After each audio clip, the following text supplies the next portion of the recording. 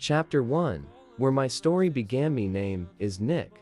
I was born on March 2, 2004, in the small town of Berhomet. My father worked as a forester, and from the very beginning of my life, I grew up surrounded by forests, mountains, and rivers. My childhood was spent in a small village a few kilometers away from Berhomet, where every day felt like an endless summer, and the biggest problems in life were scraped knees and getting home too late after playing outside.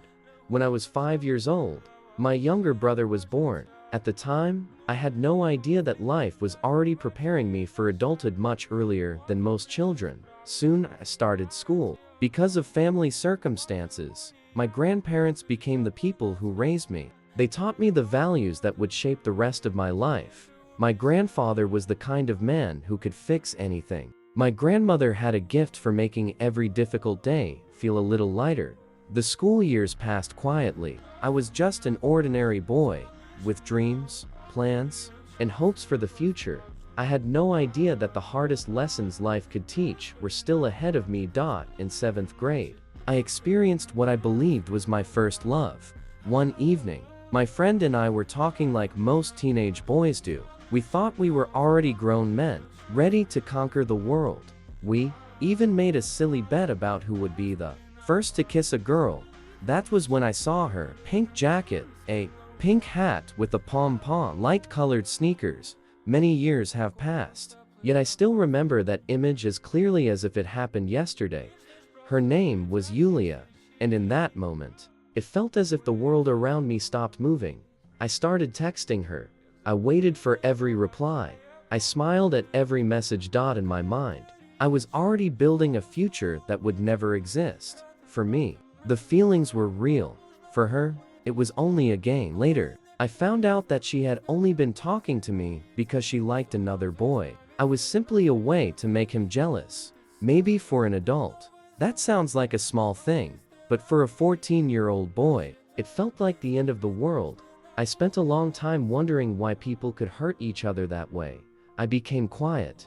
I became distant, and little by little, I started building walls around my heart. But the greatest pain was still waiting for me. When I was 12 years old, my grandfather passed away, and when I was 15, just days before my birthday, I lost my father. That moment divided my life into two parts. Before and after. It felt as if a piece of my soul had been torn away forever. That was the day my childhood truly ended. Chapter 2, rising from the ashes. After my father's death, life seemed to lose its colors. I don't remember that period in days or months. I remember it in feelings. The feeling of emptiness. The feeling of silence. That became unbearable. The feeling that there was no longer anyone I could talk to the way I used to talk to my father. Many people think the hardest part of loss is the moment you receive the news. The truth is, the hardest part begins afterward. When you wake up in the morning, when you come home, when you see familiar objects that remind you of someone who is no longer there, when you realize that no matter how badly you want it, you will never hear their voice again. I was only 15 years old. I tried to stay strong. For my mother, for my younger brother, for everyone around me. But inside, I was fighting a battle nobody could see. At some point, I understood something important. Either I would allow life to break me, or I would fight back. That was when I made a promise to myself. I didn't want to prove anything to other people. Wanted to prove something to myself. That I could become strong. That I could build a future. That I could become the kind of man my father and grandfather would be proud of. From that moment on, I started working harder than ever. School was no longer just a responsibility. It became my opportunity, my chance to change the direction of my life. Year after year, I became strong not because the pain disappeared, but because I learned how to carry it. Eventually, life led me to Venezia. That was where a completely new chapter began. I enrolled in a training program to become a rescuer. I still remember my first day there, a new city, new people, new rules, and an uncertain future waiting ahead. At first, it was difficult. The discipline, the physical training, the sleepless nights, the pressure, the moments when I wanted to quit. But every time those thoughts appeared, I remembered the people I had lost, and I kept moving forward, one step at a time, one day at a time, 1 year at a time. It was there that I truly discovered who I wanted to be, not just a man wearing a uniform, but someone who would help others when they needed it most, someone who would run toward danger when others were running away from it. The years passed, I graduated, I became a sergeant, I became a squad leader, and for the first time in a long while, I felt proud of myself, not because of the rank, not because of the uniform, but because of the journey. Had seen stronger people give up, I had seen talented people lose their motivation, but one thought kept pushing me forward. If I survived everything life had already thrown at me, then I could survive this too. After completing my studies, I returned to work in my home district, but I was no longer the same boy who had left. I came back as a man who had learned discipline, responsibility, leadership, and perseverance. My days became filled with duty, emergency calls, training exercises, long shifts, and the responsibility of leading others.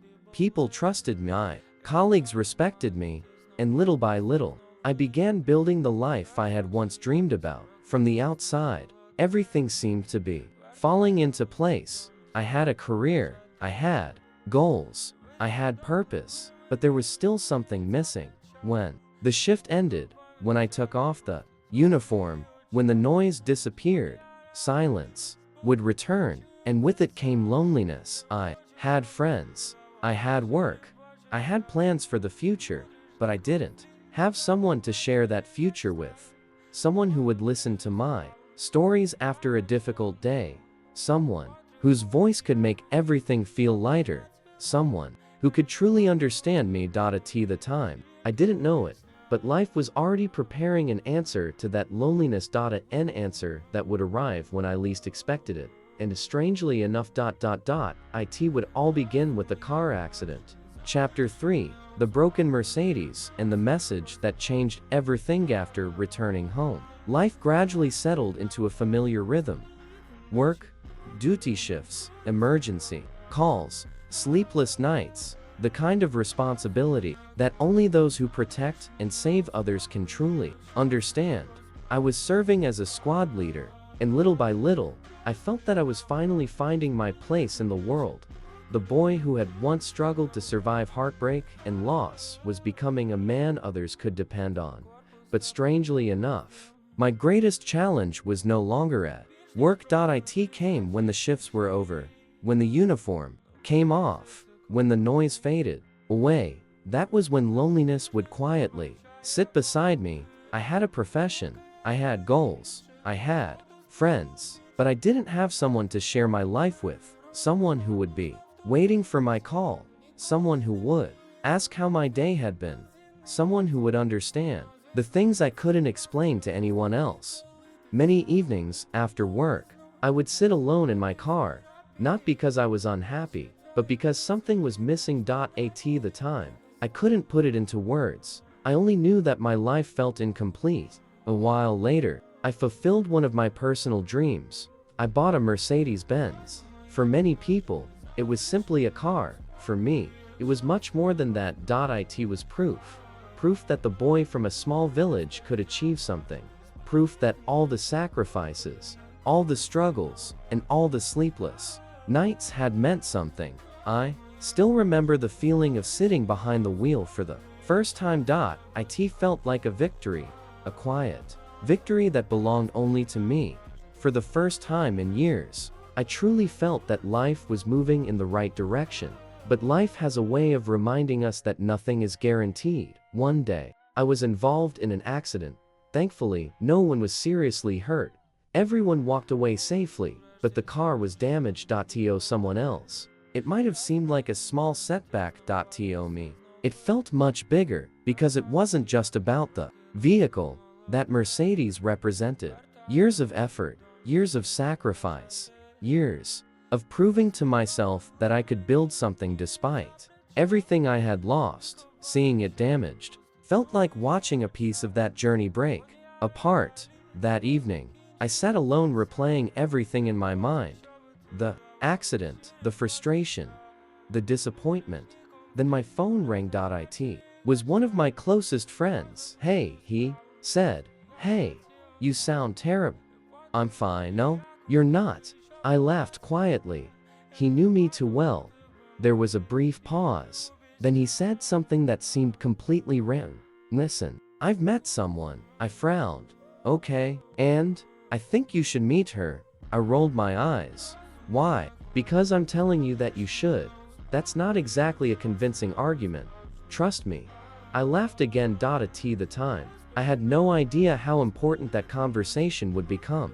After everything I had experienced, I wasn't looking for love anymore. At least, that's what I kept telling myself. Life had taught me to be careful with my heart. I wasn't searching for a relationship. I wasn't chasing romance. I was simply focused on my work and my future. A few days passed. Then one evening, a notification appeared on my phone.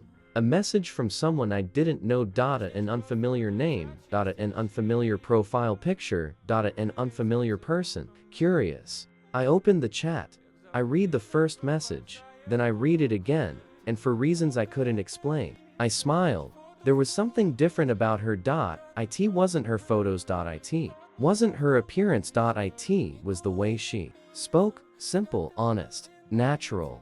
There was no pretending. No games. No need to impress anyone. We started exchanging messages. At first, only a few each day, then dozens, then hours of conversation.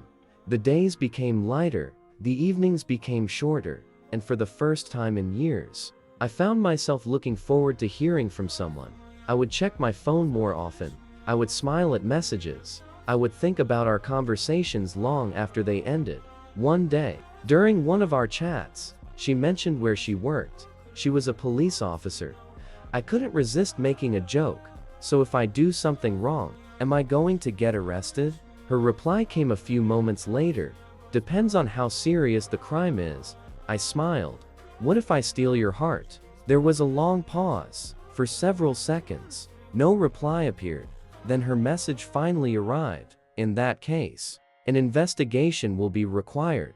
I laughed so hard I nearly dropped my phone, and at that moment, without realizing it, something inside me began to change. Because for the first time in a very long time, I wasn't thinking about the past. I wasn't thinking about loss. I wasn't thinking about pain. I was thinking about her. And I had a feeling that this was only the beginning. What I didn't know then was that the most important chapter of my life was about to begin, and soon, I would meet the woman who would change everything. Chapter 4. The first meeting. The more we talked, the more I realized that she was becoming a part of my everyday life. It started with simple messages. "Good morning.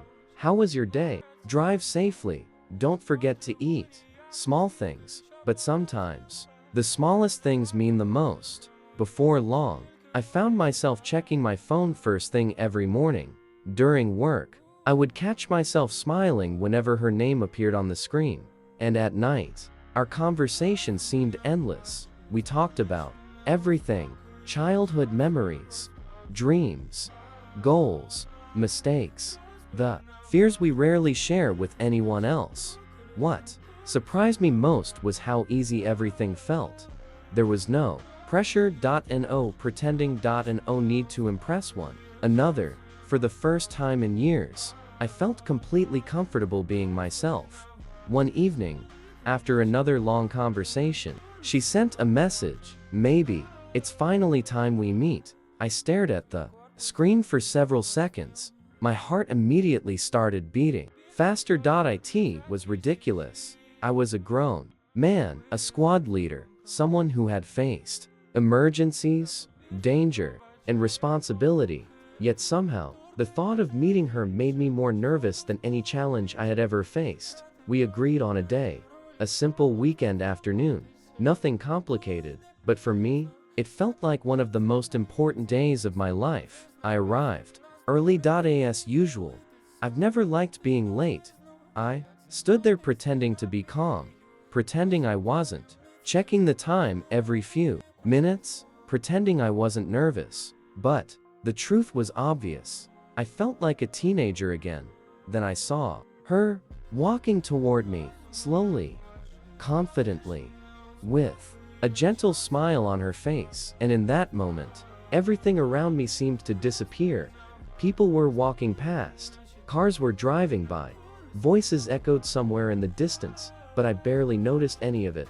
All I could see was her, and suddenly, the world felt quieter. Lighter. Warmer. As she came closer, she smiled. Hi. Hi. We both laughed, and just like that, all the nervousness vanished. It felt strange.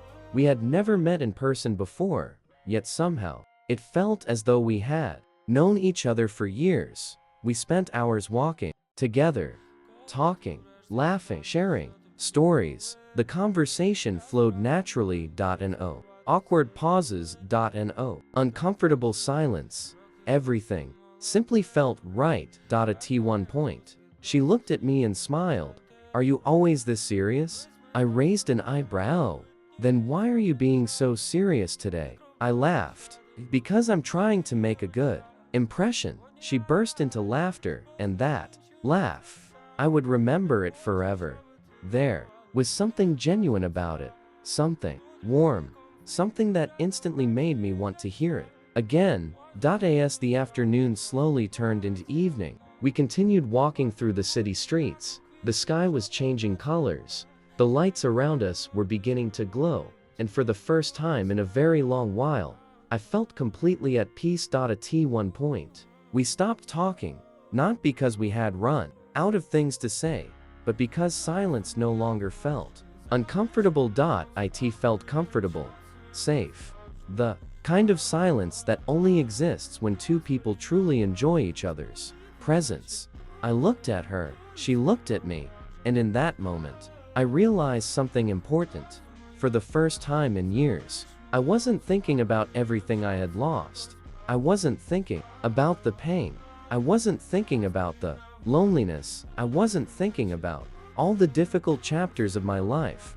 I was simply happy, genuinely happy. When the evening finally came to an end, neither of us seemed eager to say goodbye, but eventually, we had to.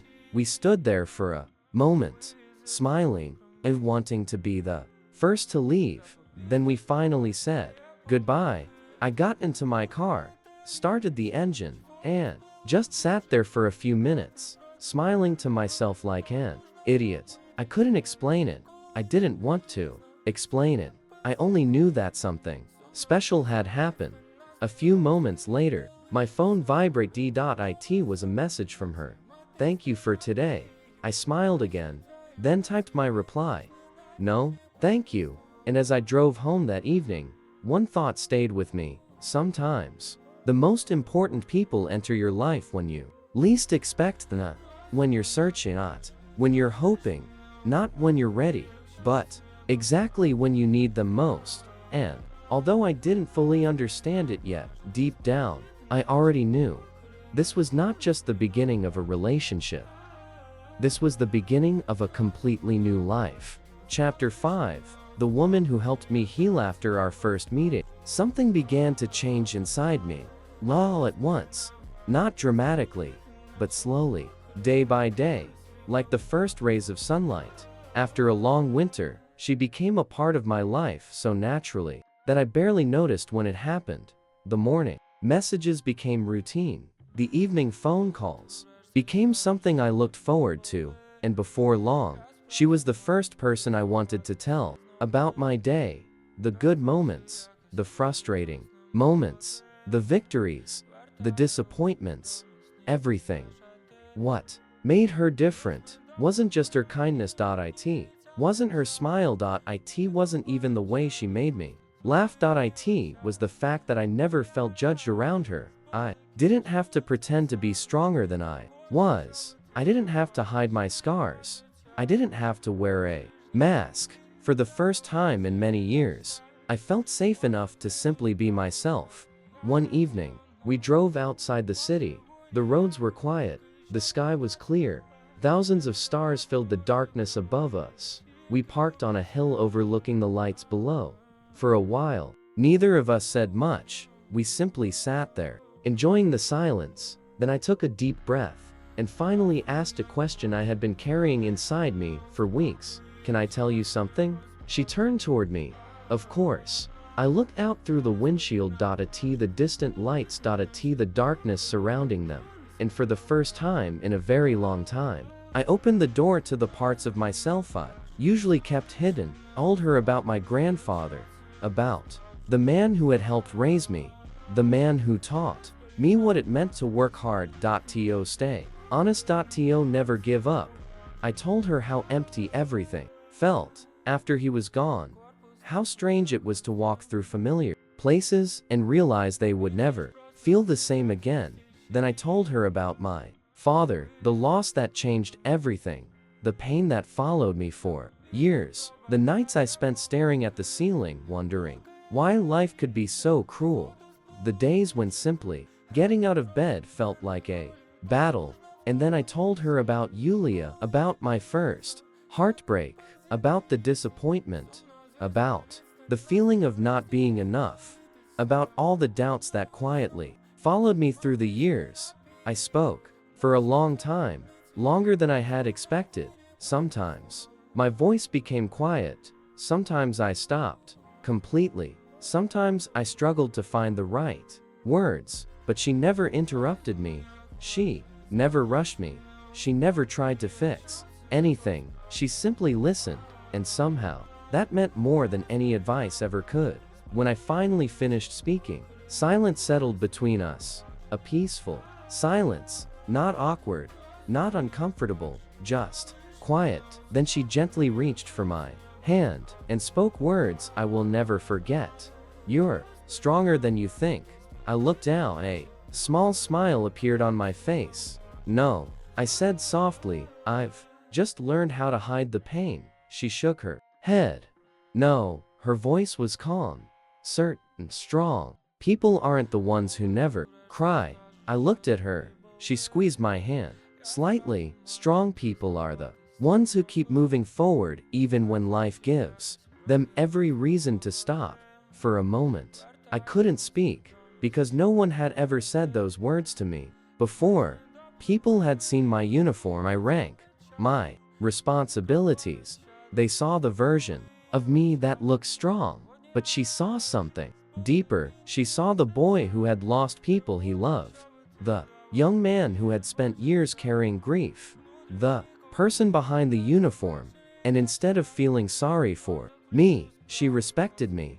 That night, something inside me became light, not because the pain disappeared, not because the memories went away, but because, for the first time, I wasn't carrying them alone. From that evening forward, our relationship became stronger.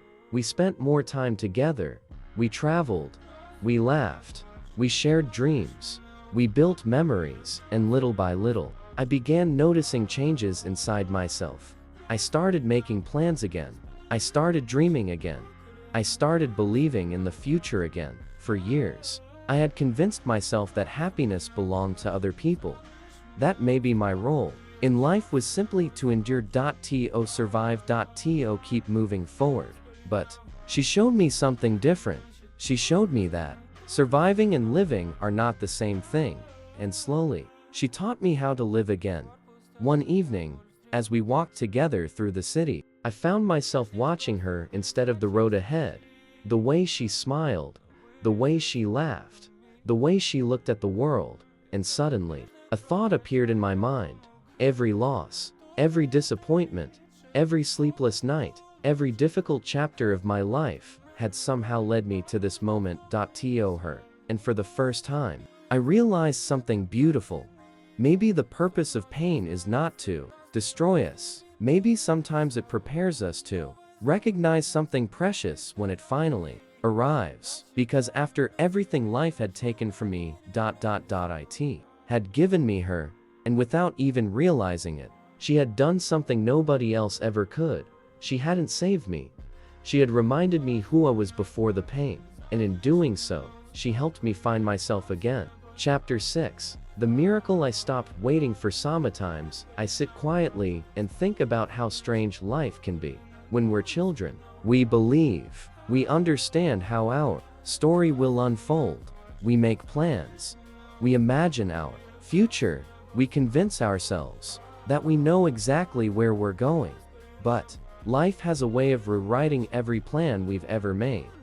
When I look back now, I see a little boy running along country roads. I see the forests that surrounded my childhood. I see my grandfather. I see my father. I see the home where some of my happiest memories were created. And I realized that back then, I had no idea how much life would ask of me. There would be loss. There would be heartbreak. There would be nights filled with questions that had no answers. There would be moments when getting back up seemed impossible. There would be people who came into my life only to leave. And there would be others who helped me stand when I thought I couldn't anymore. But when I look back on all of it now, one thing surprises me more than anything else. I survived. Not perfectly. Not without scars. Not without falling apart. More than once, but I survived. There were moments when I doubted myself. Moments when I felt completely lost. Moments when I wondered whether all the effort was worth it. Yet somehow, I kept moving forward. One step. One day. 1 year at a time. Maybe it was because of my family, my brother, the people who never stopped believing in me. And now, her, the woman who entered my life when I had stopped expecting miracles. One evening, we sat together watching the sunset. The sky was painted in shades of gold, orange, and deep crimson. Everything around us felt peaceful. The kind of peace that cannot be bought. The kind of peace that only comes after surviving a storm. For a while, neither of us spoke. We simply watched the horizon. Then she looked at me. "What are you thinking about?" I smiled. "Life." She laughed softly. "And what has life taught you?" I looked at her. For a moment, I didn't answer, because the truth felt almost too simple. Then I finally spoke. It taught me that happiness is real." She smiled. And seeing that smile, I realized just how much my life had changed. Years earlier, I had been afraid of the future, afraid of more loss, afraid of more disappointment, afraid of opening my heart again. But now, for the first time in a long time, I was excited about what came next, because whatever the future held, I no longer had to face it alone. I used to believe that happiness meant achieving goals, earning respect, building a successful career, doing the things I once dreamed about. And while those things matter, I eventually learned something far more important. Real happiness is not found in achievements. It is found in people. In the person who stays when life becomes difficult. In the person who sees your scars and chooses to love you anyway. In the person who makes ordinary days feel extraordinary. And that person became her. There was a time when I thought my story was defined by loss. By grief. By the people I had buried. By the pain I carried. But now, understand something different. Those chapters are part of my story. They are not the entire story, because after every dark chapter came another page, and another, and another, until one day, the story led me to her, the woman who reminded me how to laugh again. The woman who reminded me how to dream again. The woman who reminded me that life is about more than simply surviving. It's about living. It's about loving. It's about sharing the journey with someone who makes every step worthwhile. Sometimes people ask whether I believe in miracles, and for a long time, I didn't know how to answer. Life had taken too much from me. I had seen too much pain, too many goodbyes, too many endings. But today, my answer is simple. Yes, I do believe in miracles. Not the kind you see in movies. Not the kind that happen overnight. The real kind. The quiet kind. The kind that arrives when you least expect it. The kind that slowly changes your life without you even realizing it. The kind that begins with a single message from a stranger and grows into something beautiful, something lasting, something worth fighting for. When I think about my journey from the little boy growing up in a small village, to the young man carrying grief, to the rescuer who learned how to stand strong for others, I realize that every step had a purpose. Every struggle taught me something. Every loss shaped me. Every challenge prepared me, because one day, I would meet the person I was meant to meet. And when that day came, I would finally understand that all the pain had not been the end of my story. It had simply been the road leading me toward a better chapter. So, if there is one lesson I would leave behind, it is this: never give up. Not when life hurts. Not when you're exhausted. Not when it feels like nothing will ever get better, because sometimes the most beautiful chapters of your life begin after the hardest ones. I know that because I lived it. Life took a lot from me, but in the end, it gave me something even greater. It gave me hope. It gave me peace. And most importantly, it gave me love. The love I had stopped searching for. The miracle I had stopped waiting for. And somehow, against all odds, it found me anyway.